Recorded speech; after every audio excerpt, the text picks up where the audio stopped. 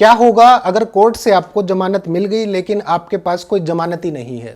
दिल्ली का रहने वाला कोई व्यक्ति अगर मुंबई में जाके कोई अपराध कर देता है और गिरफ्तार कर लिया जाता है तो ऐसे केस में जमानतदार तो उसके पास होगा नहीं, तो क्या होगा उसके साथ। क्या है माननीय सुप्रीम कोर्ट और हाई कोर्ट के दिशा निर्देश एक जमानतदार को लेकर, एक जमानती को लेकर। क्या होते हैं बेलेबल और नॉन बेलेबल ऑफेंसेस।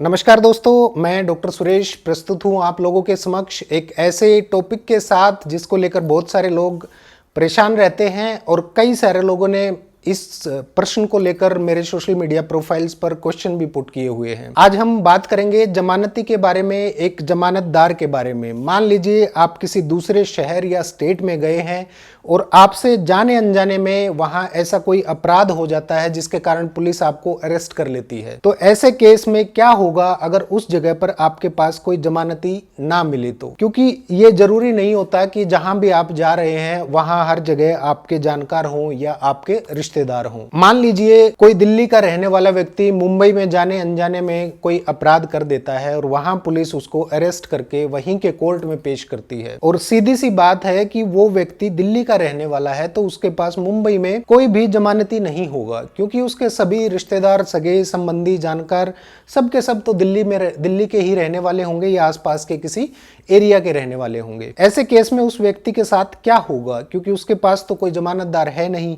ये प्रश्न सबसे ज्यादा लोगों ने मुझसे पूछा है। दोस्तों, करीब 2-3 महीने पहले हिमाचल हाई कोर्ट ने जमानत को लेकर कुछ गाइडलाइंस दी हैं। इसके बारे में भी मैं आपको बताऊंगा, लेकिन इससे पहले ये समझ लेना जरूरी है कि Balchand versus state of Rajasthan के केस में सुप्रीम कोर्ट ने एक बात पर जोर दिया है कि bail is a rule and jail is an exception. यानी जमानत या बेल एक नियम है और किसी को जेल में डालना एक एक्सेप्शन या अपवाद की श्रेणी में आता है। इसका मतलब है कि जमानत हर किसी का अधिकार है और वो मिलना चाहिए। दोस्तों, जब भी कभी क्राइम या अपराध की बात आती है तो सबसे पहला प्रश्न उठता है कि जमानत होगी या नहीं होगी। आपकी जानकारी के लिए बता दें कि अपराध भी 2 प्रकार के होते हैं, या इनको 2 भागों में बांटा गया है या 2 श्रेणी में आते हैं। एक होते हैं बेलेबल ऑफेंस और दूसरे होते हैं नॉन बेलेबल ऑफेंस। सीआरपीसी का सेक्शन 2 अगर आप पढ़ेंगे तो इसमें बेलेबल ऑफेंसेस या जमानती अपराधों के बारे में बताया गया है। जमानती अपराध वो अपराध होते हैं जो सीआरपीसी के शेड्यूल 1 में जमानत योग्य माने गए हैं या बताए गए हैं। नॉन बेलेबल ऑफेंस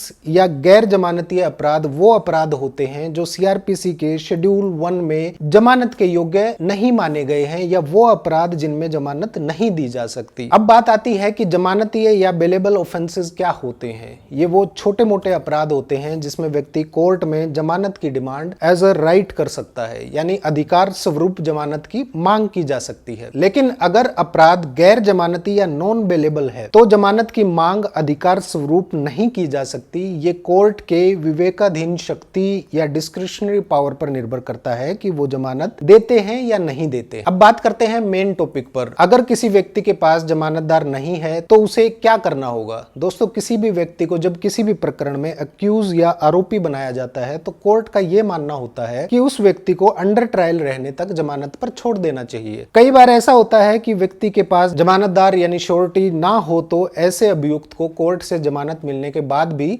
जेल में ही रहना पड़ता है, क्योंकि वो अपना जमानतदार नहीं पेश कर पाता। अब ऐसी सिचुएशन में अभियुक्त या एक्यूज्ड व्यक्ति क्या करेगा। ऐसी सिचुएशन से निपटने के लिए सीआरपीसी के सेक्शन 445 में प्रावधान किए गए हैं। हिमाचल प्रदेश हाईकोर्ट ने Abhishek Kumar versus state of Himachal Pradesh के प्रकरण में न्यायमूर्ति अनूप चितकारी जी ने कहा कि जमानत के लिए गिड़गिड़ाना और किसी व्यक्ति से अपने प्रकरण में जमानती या जमानतदार या प्रतिभू बनने के लिए निवेदन करना अपनी गरिमा एवं प्रतिष्ठा को ठेस पहुंचाने जैसा है। किसी भी व्यक्ति की गरिमा और प्रतिष्ठा संविधान के अंतर्गत दिए गए मूल अधिकारों में निहित है। यदि कानून के किसी नियम के कारण किसी की गरिमा और प्रतिष्ठा पर कोई प्रहार हो रहा है तो ऐसी परिस्थिति में व्यक्ति के इस अधिकार को संरक्षित किए जाने की आवश्यकता है, और कोर्ट्स को इस बात को बढ़ावा देना चाहिए कि ऐसे मामलों में जिसमें में अभियुक्त को कोई जमानतदार नहीं मिल पा रहा है तो कोई राशि या पैसा डिपॉजिट करवा लें और सीआरपीसी के सेक्शन 445 के तहत उसको जमानत पर छोड़ दें। दोस्तों, अब आप लोगों को ये बात अच्छी तरह से समझ आ गई होगी कि यदि किसी अभियुक्त के पास जमानती नहीं है तो उसे जमानत पर छोड़ने का अधिकार है। सीआरपीसी के सेक्शन 445 में ये व्यवस्था की गई है कि अगर किसी अभियुक्त के पास जमानती नहीं है तो वो कोर्ट द्वारा निर्धारित राशि का डिपॉजिट या सरकारी बॉन्ड जमा करवाकर जमानत पर छूट सकता है। दोस्तों, इस वीडियो में दी गई जानकारी आमजन के साथ साथ एक लॉ स्टूडेंट और एडवोकेट्स के लिए भी बहुत जरूरी है। जुड़े रहिए आपके अपने इस चैनल से और ऐसी ही जरूरी और रोचक कानूनी जानकारियां पाने के लिए सब्सक्राइब जरूर कर लें। नमस्कार।